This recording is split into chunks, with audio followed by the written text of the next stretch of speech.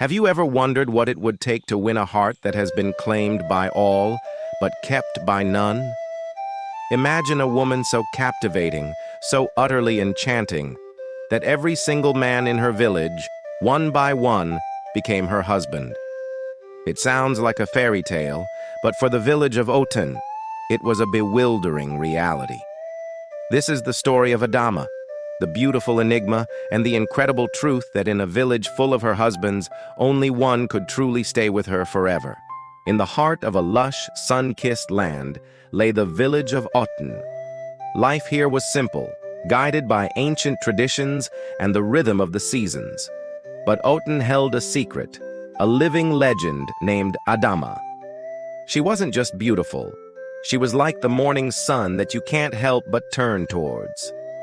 Her laughter was the melody of a gentle stream. Her eyes held the depth of the midnight sky, and her kindness was a warm blanket on a cold night. It was no surprise that every man who looked upon her was instantly captivated. One by one, the strongest, the wealthiest, and the most handsome men of Oten sought her hand. And, in a strange turn of events, she accepted them all. The first was Jide, the village's most formidable wrestler. He was strong and proud, and he believed his strength could conquer any challenge, including winning Adama's enduring love. Their wedding was a grand celebration. Jide showered her with gifts and promises of a lifetime of protection. For a while, they were the village's most admired couple. But soon, a strange restlessness grew in Jide. He found that Adama's spirit was like a wild bird. You could admire its beauty, but you couldn't cage it. He grew frustrated, trying to control her, to mold her into his idea of a perfect wife. But Adama remained herself, untamed and free. Before the year was out, Jide, defeated not by a rival, but by his own impatience, left her. Next came Emeka, the wealthiest trader in the region. His caravans were filled with silks and spices from faraway lands. He believed his riches could buy anything, including everlasting happiness. He built Adama a magnificent home, draped her in the finest fabrics, and laid jewels at her feet. The village watched in awe, certain that this time Adama had found her match. Emeka was kind, but his love was transactional. He saw Adama as his most prized possession, another beautiful thing to own and display. He never took the time to listen to the stories in her heart or understand the dreams in her eyes. Soon, the emptiness in their grand house became deafening. Adama's spirit began to wither like a flower without sunlight. One day, Emeka realized that all his gold couldn't buy the one thing he truly wanted, her genuine, unreserved affection. With a heavy heart, he too departed, leaving his grand house behind. The cycle continued. Warriors, farmers, hunters, and poets all tried. Each man brought his best quality to the marriage: his strength, his wealth, his courage, his artistry. They all loved her in their own way, but they all made the same mistake. They tried to possess her, to change her, to fit her into a box of their own making. They loved the idea of her, the beautiful, enchanting woman, but they failed to see the real person underneath. The elders of the village grew worried. They whispered that Adama was cursed, a beautiful flower with poisonous thorns that drove men away. The women pitied her, seeing her as a lonely soul destined to be forever desired, but never truly loved. Adama, meanwhile, carried her solitude with grace, her heart a locked garden to which no one seemed to have the key. Years passed, and the line of former husbands grew long. Oten was now a village filled with men who shared a common, bittersweet memory of having been married to Adama. Then a man named Chidi came to the village. He was not the strongest, wealthiest, or most handsome. He was a quiet man, a carver of wood, whose hands were skilled and whose eyes were thoughtful. He watched Adama from a distance, not with the burning desire of the others, but with a gentle curiosity. He didn't see a prize to be won. He saw a person with a story. He didn't approach her with grand declarations or lavish gifts.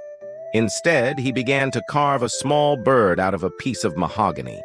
Every day, he would sit under the old baobab tree and work, and every day, Adama would walk by. She noticed his quiet diligence and the care he put into his craft. One day, she stopped. "What are you making?" she asked, her voice as soft as the evening breeze. Chidi looked up and smiled. "I am trying to capture the spirit of something beautiful and free," he replied, holding up the nearly finished bird. Their conversation started there, under the baobab tree. He didn't ask her for anything. He simply listened. He listened to her stories of growing up, her dreams of seeing the ocean, her thoughts on the stars. He learned that her enchanting nature wasn't a performance. It was simply who she was. She was a deep well of wisdom, kindness, and untamed spirit. In turn, he shared his own world with her. The stories hidden in the grain of the wood, the patience required to bring a vision to life. He wasn't trying to capture her. He was trying to understand her. He saw her not as a wife to be possessed, but as a partner to walk beside. One evening, as the sun painted the sky in shades of orange and purple, Chidi presented her with the finished carving. It was a magnificent eagle, its wings spread wide as if in mid-flight. Its eyes, made of tiny, polished stones, seemed to hold a life of their own. Adama took it, her fingers tracing the smooth lines of the wood. "It's beautiful," she whispered.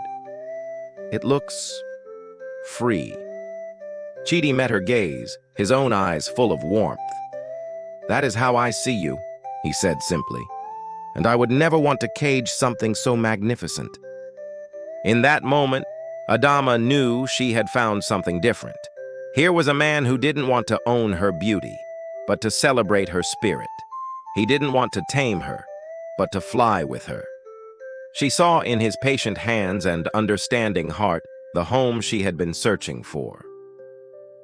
When Chidi eventually asked for her hand in marriage, the village was skeptical. What could this quiet carver offer that the strongest and richest men could not? But Adama's yes was different this time. It was not a polite acceptance, but a joyful declaration. Their life together was not a grand spectacle.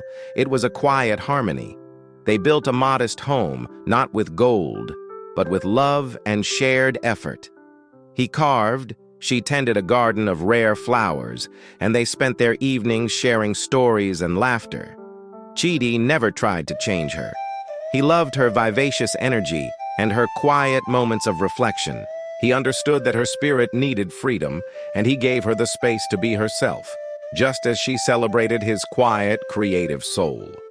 The restlessness that had plagued all the other men never touched Chidi, because he wasn't trying to hold on to something.